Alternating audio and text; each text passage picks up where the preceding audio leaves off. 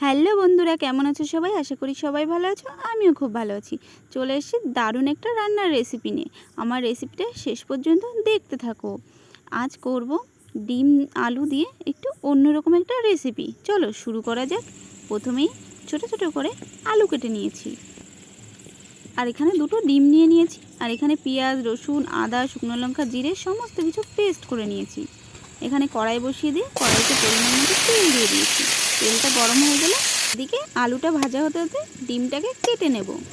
দেখো, ডিমটাকে প্রথমে মাঝখানে ফাল করে কুসুমটাকে বের করে আলাদা করে রেখে দেব, আর ডিমটাকে ছোট ছোট করে পিস করে কেটে নেব। ডিমটা কাটা কমপ্লিট। এখন কুসুমও হালকা পিস করে নেব। ডিম কাটা রেডি। এদিকে আমার আলুটাও ভাজা হয়ে গেছে, আলুটা নামিয়ে নেব। ওই কড়াইতেই তেল রয়েছে, ওর ভিতরে ডিমগুলোকে এখন একটু ভেজে নেব। ডিমগুলো খুব বেশি ভাজবো না, হালকা একটু ভেজে নেব। ডিমটাও ভাজা হয়ে গেছে, কুসুমটাকেও একদম হালকা ভেজে নেব। কুসুমও ভাজা হয়ে গেছে, নামিয়ে নিয়েছি। ওই কড়াইতেই তেল রয়েছে, ওর ভিতরে একটু জিরে ফোড়ন দিয়ে পেস্ট করা মশলাটাকে দিয়ে দেবো। দিয়ে ভালো করে নেড়ে চেড়ে মশলাটাকে কষিয়ে নিয়ে ভেজে রাখা আলুগুলোকে দিয়ে দিয়েছি।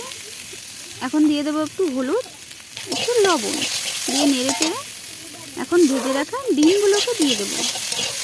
কুসুমটা এখন দেবো না, কুসুমটা পরে দেবো। ভালো করে নেড়ে চেড়ে জল দিয়ে দেবো। জলটা একটু অল্প করেই দেবো। কিছুটা সময় ঢাকা দিয়ে রেখেছি। ঢাকনা খুলে দেখো আমার জাল উঠে গেছে। এখন কুসুমটাকেও দিয়ে দেবো, দিয়ে একটু নেড়ে চেড়ে নেব। এদিকে একটু ছাই লাল মির্চির গুঁড়ো দিয়ে দেবো, যাতে কালারটা সুন্দর হয়। ডিমের ঝোলটা আমার প্রায় রেডি। এখন একটু গরম মশলার গুঁড়ি দিয়ে দেব, দিয়ে নেড়ে চেড়ে নামিয়ে নেব। এখানে দেখো ডিমের ঝোলটা আমার একদম রেডি। নামিয়ে নিয়েছি।